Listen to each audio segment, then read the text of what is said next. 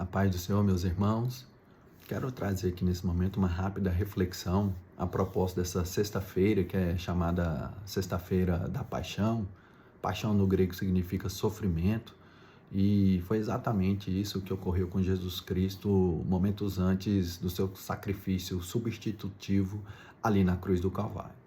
É o que teologicamente nós chamamos de sacrifício vicário. Vicário, do latim vicarius, que significa aquele que está no lugar de. E foi exatamente isso que Jesus fez para mim e para você. Ele estava no nosso lugar sendo crucificado. Paulo, dizendo aos Romanos, ele nos diz ali, Romanos, a epístola da maturidade paulina, Romanos 3, 23, ele diz que todos pecaram e destituídos estão da glória de Deus. Todos nós nascemos dos nossos delitos e pecados. E é somente através do sacrifício de Jesus Cristo que nós temos novamente comunhão com Deus, acesso com Deus. Isaías 64 afirma bem e nos ensina bem que nós, por nós próprios, pelos nossos próprios esforços, não temos condições de proporcionarmos autossalvação. O que nós temos que buscar não é a autossalvação, mas a salvação que vem do alto. Jesus, ele não aceita os nossos esforços, ele se interessa e percebe a nossa humilhação quando nós aceitamos o sacrifício dele, sacrifício vicário, em substituição a mim e a você lá na cruz do Calvário. Ele afirma em João capítulo 14, versículo de número 6, que ele é o caminho, a verdade e a vida. E ninguém vem ao Pai senão por mim.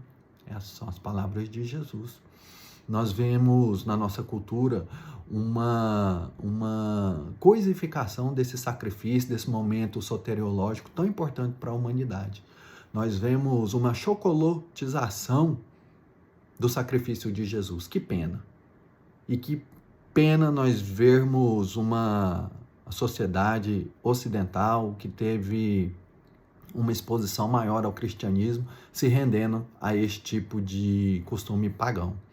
Os cristãos devem rever e tentar converter as pessoas ao que a Bíblia Sagrada remete como sacrifício substitutivo de Jesus lá na cruz do Calvário, a verdadeira Páscoa.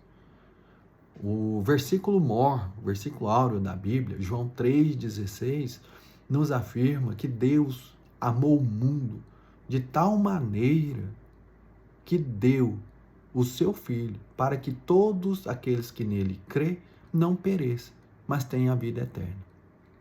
Vou ilustrar isso com algo que aconteceu ali na cidade de Chicago, nos Estados Unidos. Ali em determinada época do ano ocorre um inverno muito rigoroso, muito causticante, e em um bairro da periferia ali dessa cidade, havia um homem exposto ao vento, ao frio, à chuva, tentando se agasalhar nos velhos jornais. De repente, esse homem viu um policial parado diante dele, e aquele policial aponta para uma casa e diz para aquele homem: bata naquela porta e diga apenas João 3,16. Aquele homem não entendeu nada, mas devido ao rigoroso inverno, ele foi até a casa indicada, bateu na porta e disse João 3,16. A mulher que o recebera abriu a porta com um sorriso e disse para ele entrar. Ela olhou para ele, João 3,16, né? Pode entrar no banheiro, tomar um banho, lá tem roupa para você se esquentar. Quando ele saiu, já limpo, aquecido, ela olhou para ele, João 3,16, né? Vamos para a mesa. Lá vai ter comida para tirar sua fome, vai ter bebida para aplacar sua sede. Depois da refeição, ela olha para ele e pergunta, João 3,16, né? Lá em cima tem um quarto. Vá deitar, vá dormir, vá descansar. Ele foi sem entender nada, não sabia o significado disso.